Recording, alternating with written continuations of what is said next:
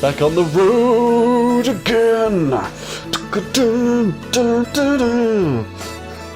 That somewhat noisy silver coupe speeding along underneath the high, high heavens of winter. Get on number 21 route next. Got it. She was acting as the navigator as usual. In no time at all, we had entered Gifu Prefecture. If this were as usual, but if this were as usual, she'd only been looking out the window at nothing. But now she was checking herself in the side view mirror over and over, as if well pleased.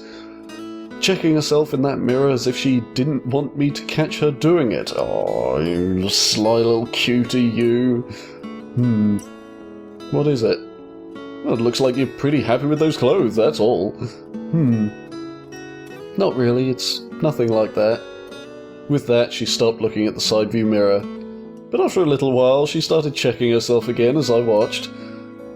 So there were awfully cute things about her as well.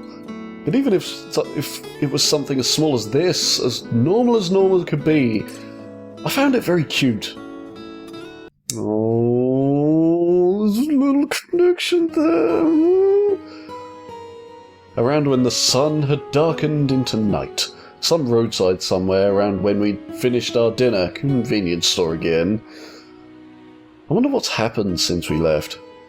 The white vinyl ID bracelet hanging loosely around my wrist. Why would you still have that on? Like, you'd think you'd try and get rid of that, maybe? I murmured those words as I looked at the inscriptions. My blood type and name, and the name of the hospital. Do you think they're in an uproar? Probably.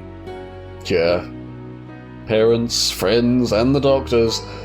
And even if it were only a paper-thin display on their part, I was still a little sorry to think that they might be worried. My bad, Father, everyone. My bee! I did something selfish without consulting anyone. Say. What is it? When you first learned that you were going to die, did you cry? I was instantly shocked by her sudden question, and then I was silent as I pondered upon it some. Come to think of it, I don't think I cried. Then did you curse fate, asking, why me? I don't remember doing that either. At first I couldn't believe that it was actually happening, as if it weren't part of reality at all, but maybe, just maybe, I did feel something a little. One of my buddies from the Technical Institute bought a new car. He was complaining how he'd had to take out huge loans. Some got their first jobs, others were still in school. Some had children, others got dumped by their girlfriends, but I had no future. So in truth, I think I did wonder why it had to be me. Even if I told myself that this was fate, I think I did feel as if I couldn't accept that. Then, how about you? Me? Yeah, did you cry or curse fate? I was fine. And why? Because I never hoped for anything from the very beginning. Because I'd given up. Is that so? No way to despair if you'd given up from the beginning. Not fun to turn your back that way, but not difficult either. But I couldn't help feeling that it was just too sorrowful that way, or could it have been that in her case there was no other possible course of action? I saw in a movie some time ago that wolves don't live more than 3 years. Huh? Wolves? She abruptly changed the topic on me. But donkeys live for 9 years or more. Why was that? Why 3 years for wolves and 9 years for donkeys? Donkeys live on because they're useful. Just gonna go ahead and probably call bullshit on that. And also, dude, are you thinking about what you're saying? Like, seriously, I mean, you say because they're useful, and this is just going to lead into a horrible thing where, well, both you and her are going to wonder, oh, are we not useful then? I mean, come on, dude. Think a bit. That's apparently the way it is. She murmured these words as she looked out the window impassively. Oh, was that her? Oh god, that was her! Oh no! Okay, so it wasn't me being super insulting, it was her just being really sad and thinking that about herself. Oh man, god damn it.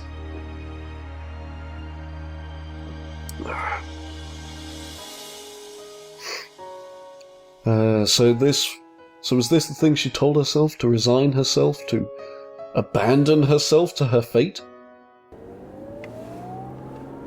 The midwinter sky at sunset, our progress straight through number 21 route.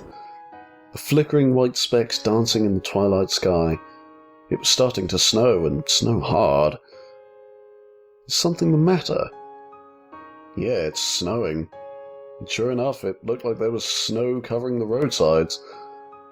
I had no idea when we'd entered a region of heavy snow, but as far as the eye could see, everything was draped in white. And this was somewhat concerning. As far as I could tell, these tyres weren't of the studless variety. If we ran into any snow heavier than this, it was likely that we were going to be in trouble. Hey, does it snow here a lot? Huh?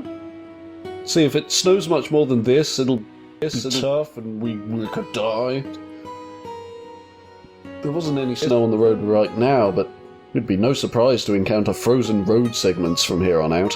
And given that, it could very well become necessary to equip tyre chains, something they hadn't gone over in training. So, do you know? After this, Sekigahara. Well, yeah, you told me that earlier, but what I want to know is if it snows a lot here. I don't know, she answered, somehow desolate. And it made me feel that there was something incongruous here. For someone who knew the roads this well, who knew just about everything about this car, something like that should have been child's play. Very well, I'll just drive carefully, okay? Okay. It's because she only looked at maps. She's only looked at maps and learned things off TV. A beach. We'd gotten off the car and were looking at a lake. A chilly wind kicked up, scattering a powder snow across the lake's frozen surface, and in its midst she slowly began walking toward that beach, as if it were the ocean itself. This was a spectacle I'd seen before. So what do you think? Are you asking me whether I think you'd die without much pain if you walked in? Yeah, I get the feeling that it might be easier here than in the ocean. I have no idea what your basis for that is. Well, seawater is salty and your body floats more easily. Oh, we got singing! That's a first. Quite a deductive ability you have there. Under the cold north wind and the falling snow, we argued jokingly, seriously, who knew about our one end point. And after a while she began walking toward the lake once more. So you aren't going to stop me after all? You don't have any intention to die today, do you now? No, I guess not. How much farther was it until this Awaji island of which she'd spoken? It wasn't as if I particularly wanted to go there, but I didn't have any problem with going there either. But though we'd wandered without a purpose up until now, the seeds of a final destination were being born in us. The girl who had halted her progress toward the waters, even without my having to stop her. Most likely, that was the way it was for her too. Yes, come on, yes! We're seeing... This is actually really cool. We're seeing some really good character development and how she's starting to hope again. She's starting to live for something.